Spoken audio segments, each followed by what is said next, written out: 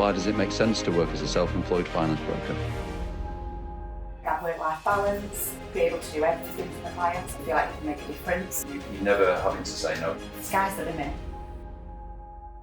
Today we're talking a little bit around what it's like being a self-employed broker. We've both been in that position now for a period of time. Yeah. You've been doing it longer than I, so I suppose from your perspective, how do you find it? I love it. Yeah, it's been a long period of time. I think for me, the benefits, so having previously worked at a company, I think you probably don't necessarily get that work-life balance. I found there was quite a lot of restrictions. I sort of wanted to be able to do everything for the clients, and I found working for a company and you only had sort of one route to go, and if it was a no, it was a no.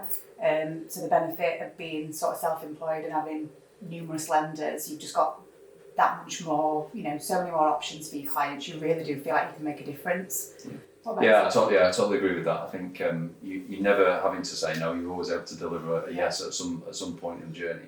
And also in the bank where we've worked previously, there are also a lot of business partners that you had to integrate with. Mm-hmm. Yeah. And not always you're able to rely on them to your standards, I suppose. Definitely, So, yeah. The ability to go and lend multiple products now is a real kind of attraction for me, and something that's allowed me to kind of develop my skill set as well, which has been important. So there's been a lot of learning in that. Yeah. I think you're right about the work-life balance as well. That's really, really important. Not having to go and ask permission to go and have a dental appointment or pick your kids up, or go to a sports day. I think those are really emotive things, and they're really small things. But I think they're things that you don't have to second guess now. Absolutely. I think what I would say is previously most employers have been pretty flexible with that type of stuff. So it's not like all of a sudden you've got free rein to go and do as you wish, but it's just that lack of guilt feeling, I suppose, that you can go and do that yourself. Yeah. Yeah.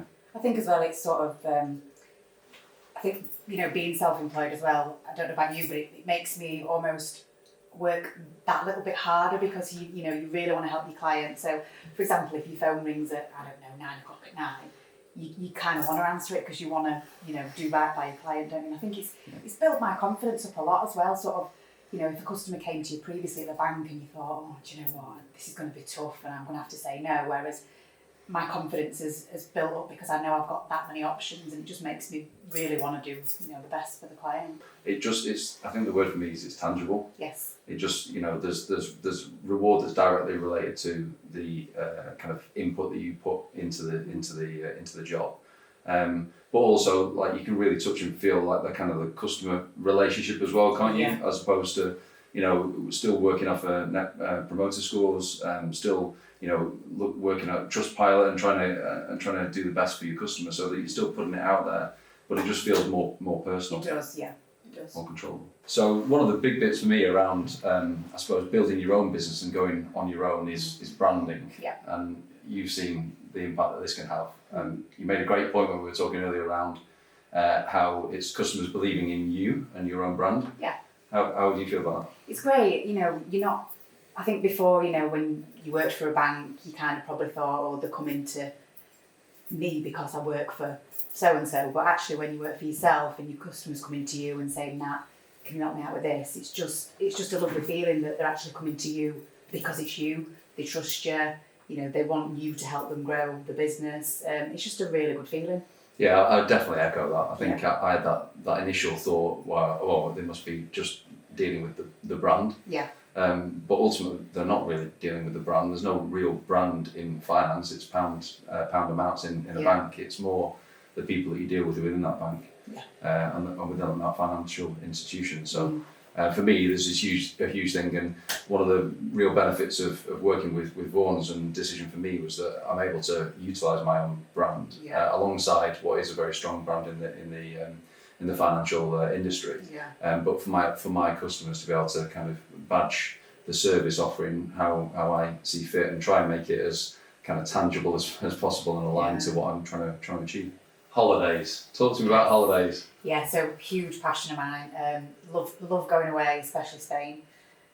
So the beauty is I can look at the weather next week and go, oh, sun's shining, I'm going. And I know that my customers are going to be looked after.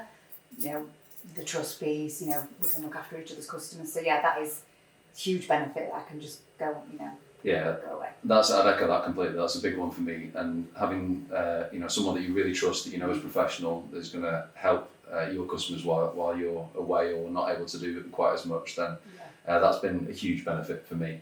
The ability to go and just kind of make the decision based on what you want to do is great. One thing I found as well, being self-employed, you get more time, to serve your customers. I think working for a corporate, you tend to get dragged into stuff, that take you away from your day. What do you think? Yeah, I think I completely agree, and I think that was one of the elements that I found really hard, because I, by nature, want to go and help and get involved with lots of other stuff. Mm-hmm.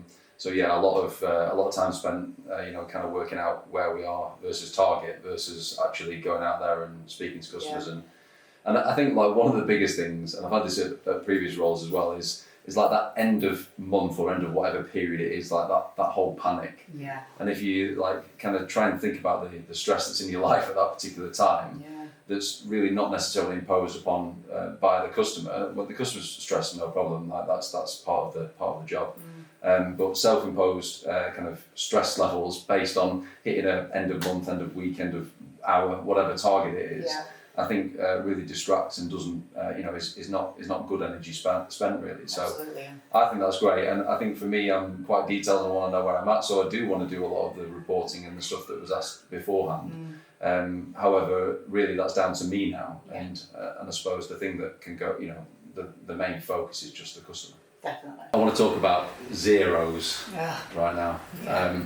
That whole, you get to the end of a whatever period it is and you're back to zero again. It's the most devastating, it's the worst Monday ever, isn't it? It's like mountain after mountain after mountain.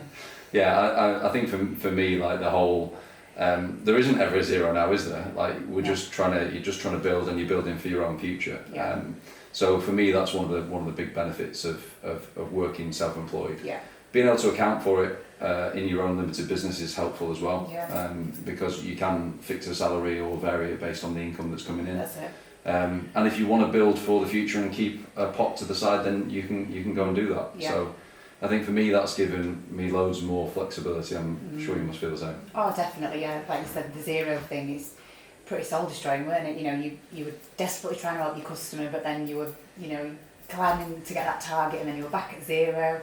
Whereas now, you can kind of set your own little targets, and it's not, like you said, there is no zero. And for me, sky's the limit, and equally, you've got 100% of your time now is focusing on the customer rather than sometimes being pulled away. And yeah, definitely. I think the bit around the future, building for the future, you're absolutely right. I sort of went into this always thinking, there's an amount I need to survive, and then anything else thereafter, I'm kind of like a little squirrel, you can save for your future. Yeah, absolutely, and it is a separate entity. Like we're underwriting all the time. There's a separate business there that you're interacting with as an employee of that business. So there's the flexibility. I mean, for me, healthcare and all the other benefits that you get alongside a corporate role it's there. It's the same. There's tax relief available on it. I like my electric vehicles, so there's been some real benefits being able to own an electric vehicle through the business as well from a tax perspective. So for me, there's just all of those flexibilities that roll up into what ends up being never zero.